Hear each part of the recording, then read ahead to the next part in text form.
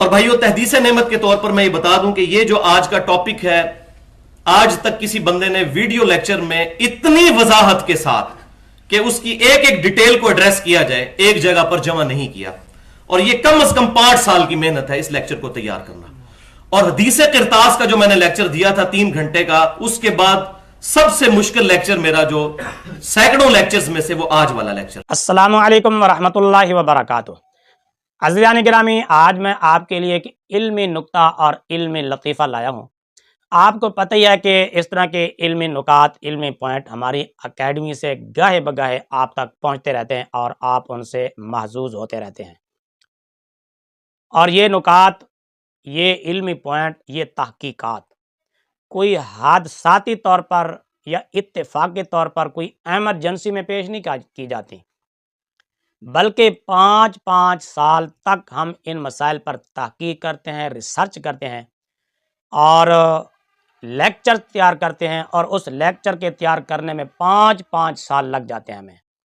2-2.5 گھنٹے کا لیکچر 5 سال میں تیار ہو تو ظاہر ہے پھر اس میں علمی نکات تو خود بخود ہی ہوں گے، اور پھر یہ لیکچر تیار کرنے والا آدمی بھی امام مسلم علیہ الرحمہ کی جانشینی کا دعویٰ کرنے والا ہو۔ اس دور میں اگر امام مسلم کا کوئی جانشین دیکھنا ہے تو ہمیں دیکھ لیں۔ اور پھر اتنا نہیں، یہ لیکچر تیار کرنے کے بعد یہ علمی نکات، علمی پوائنٹ اور تحقیق اور ریسرچ کے بعد ہم لاکھ بار اس پر غور و فکر کرتے ہیں، سوچتے ہیں۔ یہ بڑا ذمہ دار پلیٹ فارم ہے، مجھے بات کرتے ہوئے لاکھ دفعہ سوچنا پڑتا ہے۔ پھر اس کے بعد جا کر ہم یہ علمی نکات آپ تک پہنچاتے ہیں۔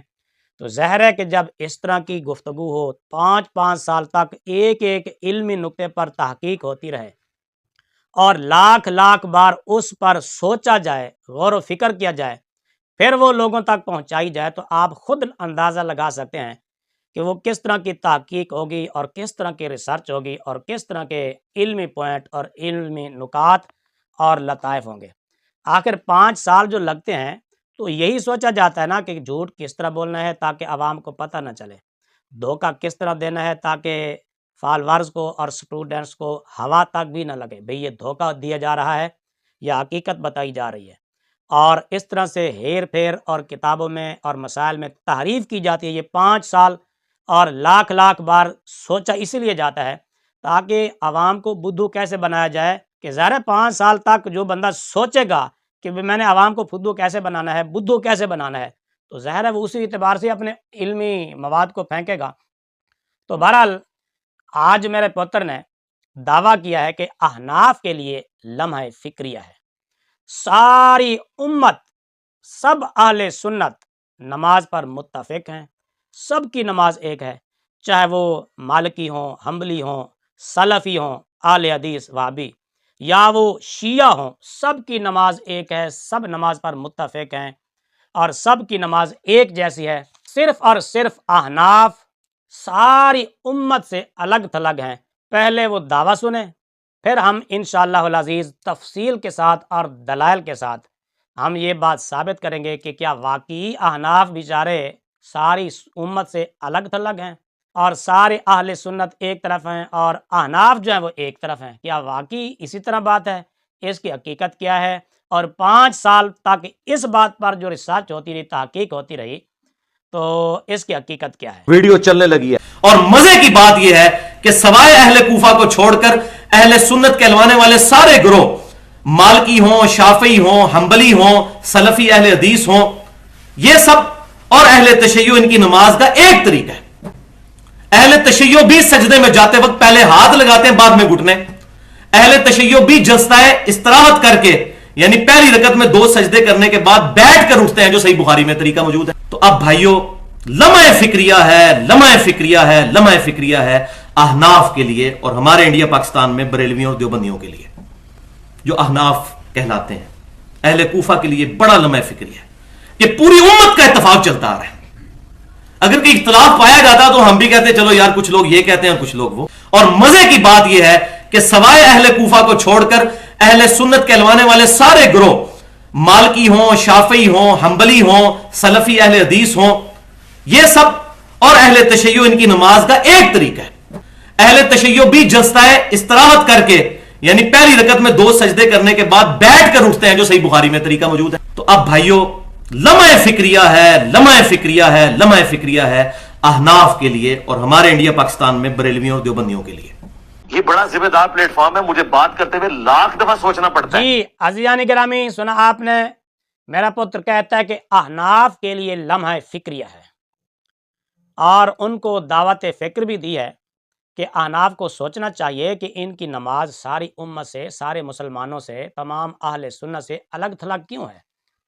تو میرے پتر نے احناف کو للکارا بھی ہے اور دعوت فکر بھی دی ہے، اور کہا ہے کہ ان کے لیے لمحہ فکریہ ہے، خصوصاً جو بر صغیر میں احناف رہتے ہیں، ان کے لیے لمحہ فکریہ ہے۔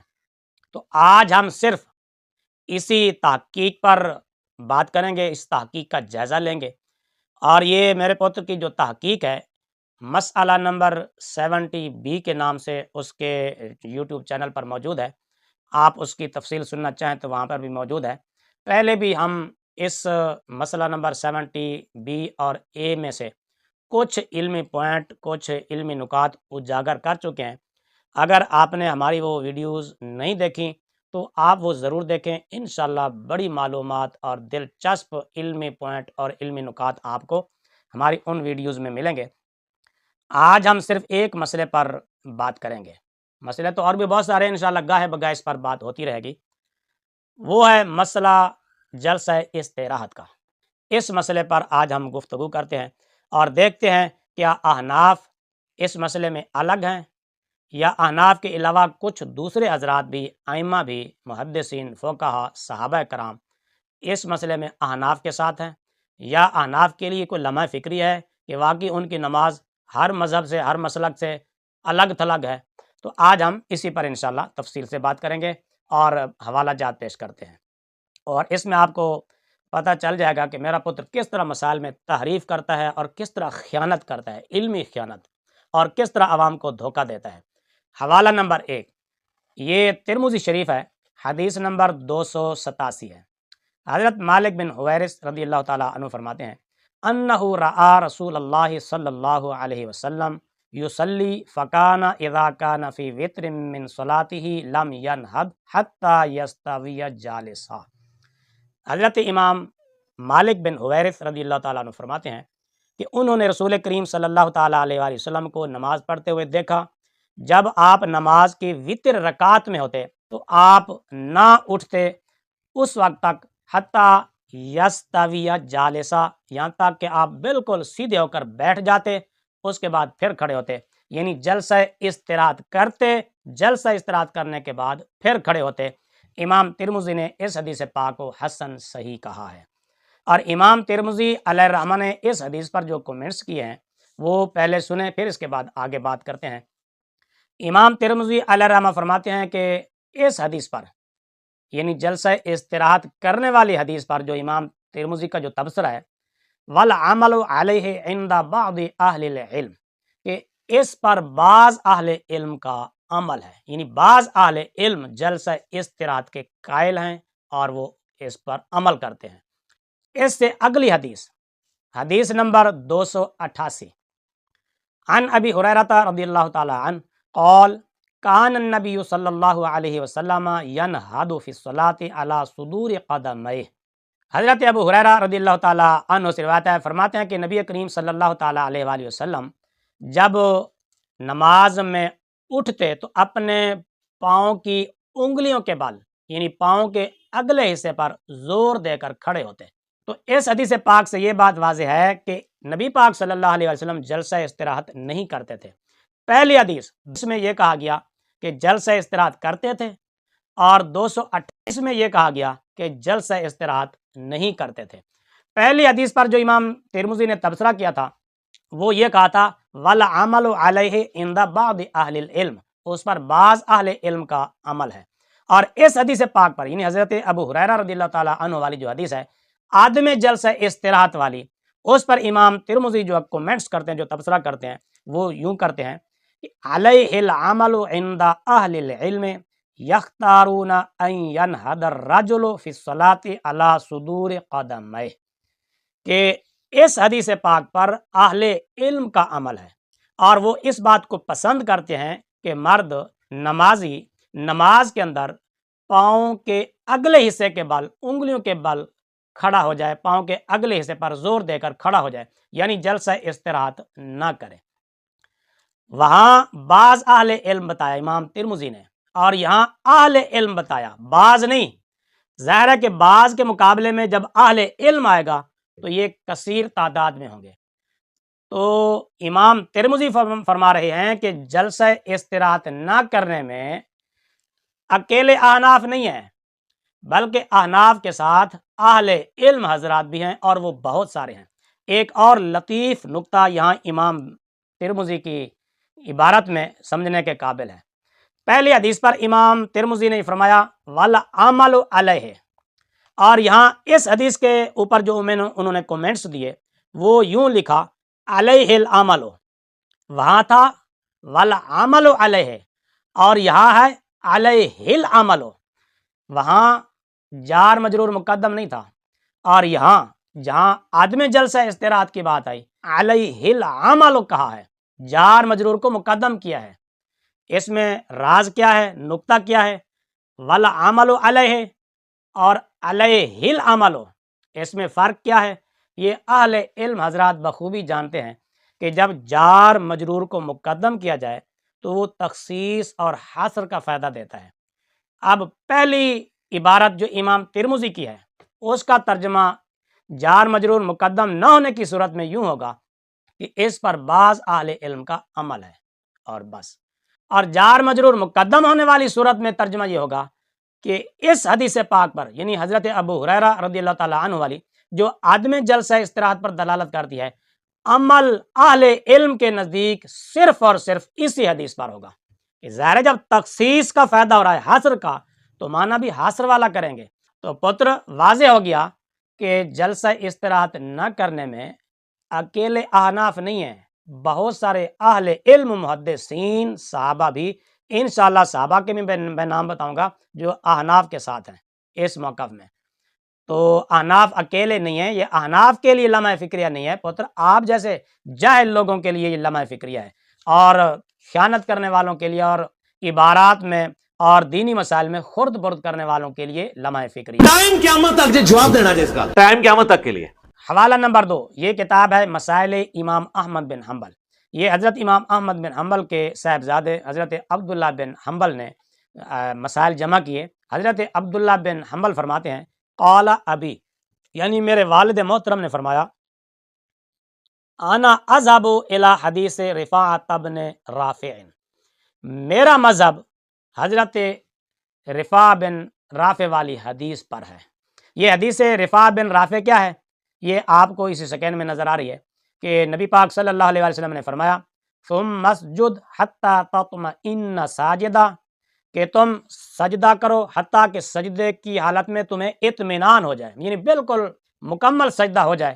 ثم قم، پھر سجدے سے بالکل سیدھے کھڑے ہو جاؤ، جلسہ استراحت نہ کرو۔ دیکھو یہاں پر فرمایا جا رہا ہے کہ سجدہ کرنے کے بعد سیدھے کھڑے ہو جاؤ۔ تو حضرت امام احمد بن حنبل فرماتے ہیں کہ میرا بھی یہی مذہب ہے، سجدے کے بعد جلسہ استراحت نہیں، بلکہ نبی پاک صلی اللہ علیہ وسلم کے فرمان ثم قم، اس پر عمل کرتے ہوئے سجدے سے سیدھا کھڑا ہو جانا چاہیے۔ تو پتر احناف الگ نہیں ہے اس مسئلے میں، بلکہ امام احمد بن حنبل علیہ الرحمہ بھی احناف کے ساتھ ہیں۔ حوالہ نمبر 3 الاوسط، یہ کتاب ہے فقہائے کرام کے اختلافات پر بہترین لاجواب کتاب ہے۔ علامہ ابو بکر محمد بن ابراہیم بن منذر نیشا پوری علیہ الرحمہ المتوفہ 319 ہجری نے یہ کتاب لکھی ہے۔ وہ فرماتے ہیں کہ حضرت ابن ابی الزناد فرماتے ہیں السنۃ ان یعجل الامام الوصوب من کل سجدۃ ولا یجلس فی الواحدۃ والثالثہ، کہ امام ہر سجدے سے جلدی کھڑا ہو، پہلی اور تیسری رکعت میں سجدہ کے بعد نہ بیٹھے۔ وہذا قول سفیان الثوری و مالک و اصحاب الرائے، فرماتے ہیں کہ یہی قول، یعنی جلسہ استراحت نہ کرنا، یہی قول حضرت سفیان الثوری علیہ الرحمہ کا بھی ہے، حضرت امام مالک کا بھی ہے، اور اصحاب رائے یعنی احناف کا بھی ہے۔ کیوں پتر؟ اور تو کہتا ہے یہ احناف کے لیے لمحہ فکریہ ہے، ان کی نماز سارے اہل سنت سے، سارے مسلمانوں سے الگ تھلگ ہے۔ اور یہاں تو امام ترمذی کے قول کے مطابق اہل علم بھی احناف کے ساتھ ہیں، امام احمد بن حنبل بھی احناف کے ساتھ ہیں، امام مالک بھی احناف کے ساتھ ہیں، حضرت امام سفیان الثوری علیہ الرحمہ بھی احناف کے ساتھ ہیں۔ بلکہ اسی ہی کتاب میں آگے دیکھیں، آپ کو مزید عبارت نظر آ رہی ہے کہ انہ کان ینہد علی صدور قدمہ عمر و علی و ابن الزبیر و ابو سعید الخدری رضی اللہ تعالی عنہم، کہ پاؤں کے اگلے حصے کے بل کھڑا ہونا، انگلیوں پر زور دے کر کھڑا ہونا، یعنی جلسہ استراحت کیے بغیر کھڑے ہوتے تھے حضرت عمر، حضرت علی، حضرت ابن زبیر، حضرت ابو سعید خدری رضی اللہ تعالی عنہم۔ کیوں پتر؟ اور تو کہتا ہے کہ احناف کے لیے لمحہ فکری ہے کہ وہ جلسہ استراحت میں ساری امت سے، اہل سنت سے الگ تھلگ ہیں، اور یہاں تو اہل علم جس طرح حضرت امام ترمذی نے تبصرہ کیا وہ بھی احناف کے ساتھ ہیں، حضرت عمر بھی، حضرت علی بھی، حضرت ابن زبیر بھی، حضرت ابو سعید خدری، حضرت امام احمد بن حنبل، حضرت امام مالک، حضرت سفیان ثوری، اور یہ تمام محدثین، فقہا اور جلیل القدر صحابہ احناف کے ساتھ کھڑے ہیں۔ اور تو کہتا ہے کہ احناف کے لیے لمحہ فکریہ ان کی نماز بالکل الگ تھلگ ہے، اور ان کے لیے ایک سوچنے کا مقام ہے، اور ان کو آپ نے دعوت فکر دی۔ 3 حوالے پیش کر دیے ہیں، چونکہ وقت زیادہ ہو رہا ہے اس لیے میں چاہتا ہوں کہ ویڈیو بالکل مختصر ہو اور آپ تک باتیں زیادہ پہنچیں۔ تو عزیزان گرامی، آپ نے سمجھ لیا ہوگا اس سے کہ میرے پتر نے 5 سال تحقیق کر کے کتنی ہیر پھیر کی، کتنی خرد برد کی، اور مسائل کے اندر یہ کتنی خیانت کرتا ہے، اور اپنے فالورز اور اپنی عوام کو اور اپنے سٹوڈنٹس کو کس طرح یہ بدھو بناتا ہے، اور 5 سال تک سوچتا رہتا ہے اور لاکھ بار سوچتا رہتا ہے۔ وہ سوچتا کیوں ہے؟ اس لیے کہ میں نے قوم کو فدو کیسے بنانا ہے، قوم کو بدھو کیسے بنانا ہے، اور قوم کے ساتھ ہاتھ کیسے کرنا ہے، قوم کو دھوکہ کیسے دینا ہے۔ یہ چند ایک حوالہ جات سے آپ کو میرے پتر کی علمی خیانت اور علمی بددیانتی معلوم ہو گئی ہوگی۔